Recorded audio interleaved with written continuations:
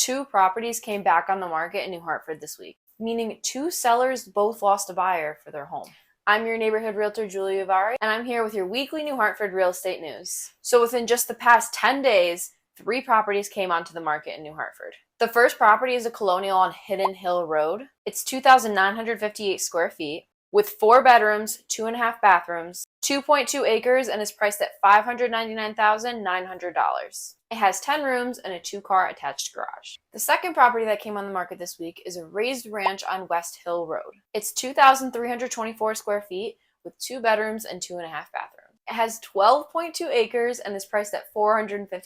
It is an as-is sale, and it actually has a private pond on the property, which is pretty cool. It includes 7 rooms and an attached 2-car garage. The third home on the market the past 10 days is a split level on Barron's Road. It's a 1,728 square foot home with 3 bedrooms, 2 bathrooms, and it sits on 10 acres. It's priced at $519,000, and it also has a 2-car attached garage. That's it for new properties that hit the market within the past 10 days. However, we did see one price reduction. The property is on Town Hill Road, and it's a 1,444 square foot antique farmhouse. And it's been on the market 20 days. The seller was initially asking for $439,000, but just dropped down the price almost $40,000, all the way down to $399,900. And it looks like the property was purchased last in 2022 for $370,000. 2 properties came back on the market recently. The first is a split level on Lair Road. This home, which is nicknamed the Treehouse, like literally they actually have it on their house, is a 1,704 square foot home with 3 bedrooms and 2.5 bathrooms. And it sits on 1.8 acres. It was on the market for 18 days before the seller accepted an offer. However, just 3 days later, the property came back on the market. And when this happens this quickly, it usually makes you think it's a case of buyer's remorse rather than an inspection or financing issue. But that's just speculation, not fact.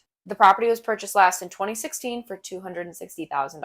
The second property back on the market within the past 10 days in New Hartford is a condo in River Run. It was on the market 22 days before the seller accepted an offer, but then 2 weeks later, the contract was terminated. So now the property is back on the market. So that's 2 properties in New Hartford that have lost buyers within the past 10 days, which is honestly pretty crazy. Kind of makes you think if we're getting more cases of buyer's remorse, people are thinking they're starting to pay too much. I'm curious on what your opinions are if you want to drop them in the comments. But yeah, so that's obviously very stressful for the sellers, so hopefully they find able and confident buyers soon. Since January 1st of 2025, New Hartford has had 49 sales. The average square foot being 1,950, the average bedroom count being 3.2, and the most common sale price range being between $200,000 and $399,000.